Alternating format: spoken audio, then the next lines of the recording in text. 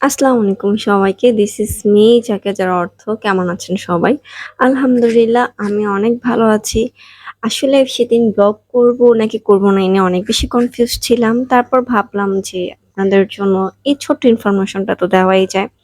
হঠাৎ করে ঘুম থেকে ওঠার পর তুহিন বলছিল, "তাড়াতাড়ি করে সুন্দর করে রেডি হয়ে যাও। তোমার সাথে কৃষ্ণচূড়া দেখা করাতে নিয়ে যাব।" তো আমি সুন্দর সাদা শাড়িটা পরে রেডি হয়ে গেছি। আর আমার জামাইকে একদম মানে পুরা আমার ফটোগ্রাফার দেখা যাচ্ছে। যেহেতু ওর মেইন উদ্দেশ্য ছিল আমাকে কৃষ্ণচূড়ার সাথে দেখা করাবে আর আমাকে অনেক সুন্দর, সুন্দর ছবি তুলে দিবে। আসলে লোকেশনটা হচ্ছে চন্দ্রিমা উদ্যান। মানে ফার্স্টে আপনাকে আ খামারবাড়ি আসতে হবে। আর খামারবাড়ি থেকে যেকোনো রিক্শাওয়ালা মামাকে বললেই হবে চন্দ্রিমা উদ্যান ৳৩০ ভাড়া নিবে খামারবাড়ি থেকে। এই লোকেশনটা একটু সহজভাবে বলতে চাই, তাহলে ফার্মগেট থেকে একবার রিক্সা নিলে চন্দ্রিমা উদ্যানে যাওয়া যায়। ফার্মগেটের পরেই হচ্ছে খামারবাড়ি বা খামারবাড়ি থেকেও রিক্সা নিয়ে চন্দ্রিমা উদ্যান বা জিয়া উদ্যান যে যেভাবে চিনে ওইভাবে যাওয়া যাবে। আর দেখেন আমি চলে আসছি আর এই তো মনে হচ্ছে কৃষ্ণচূড়ার একটা জগতে চলে আসছি। এত সুন্দর!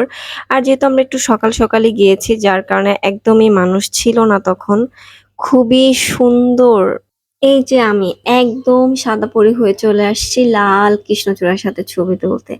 আর এখানে এসে এত কৃষ্ণচূড়া দেখে আমার মনে হচ্ছিল আমি রূপকথার জগতে চলে আসছি। এত সুন্দর আর এত সুন্দর স্নিগ্ধ বাতাসের মধ্যে হারিয়ে যাচ্ছিলাম বারবার।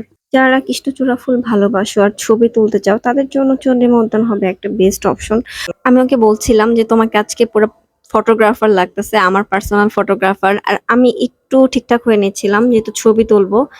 আর অনেকেই মনে করে আমার হাসব্যান্ড হয়তো ফটোগ্রাফি এটা প্রফেশনালি করে, বাট না। আমার হাসব্যান্ড ছবি তুলতে খুবই ভালোবাসে, ন্যাচারাল ছবি।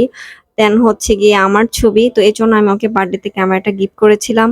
আর আমার হাসব্যান্ড মেডিকেলে পড়ে, সো এটা প্রফেশনাল নেওয়ার কোনো মানেই নাই। অনেকে ভুলবশত নক করে ছবি তোলার জন্য, বাট এরকম কিছু না। বেশ কিছু ছবি তোলার পর তুহিন একটু টায়ার্ড লাগছিল, কিন্তু আমার এনার্জি ছিল একদমই। কারণ আমার ছবি তুলতে, ভিডিও করতে কখনোই টায়ার্ড লাগে না। তো এখানে সবসময় বাতাস ছিল, তো আমরা এখানে একটু রেস্ট নিতে আসছি। আর তুহিন একটু ঝালমুড়ি কিনতে গেছে। যদিও আমি এই খাবার তেমন একটা খাই না। তারপর ওর সাথে একটু জয়েন করেছি।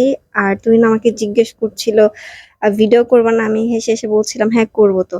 তো ও আমাকে কিছু ভিডিও শুট নিয়ে দিয়েছে। এত সুন্দর! আর আমি তো খোপা করে কৃষ্ণচূড়া লাগায় ফেলছি চুলের মধ্যে। এখানে আমি অনেকগুলো ভিডিও শুট নিয়েছি রিলস এর জন্য।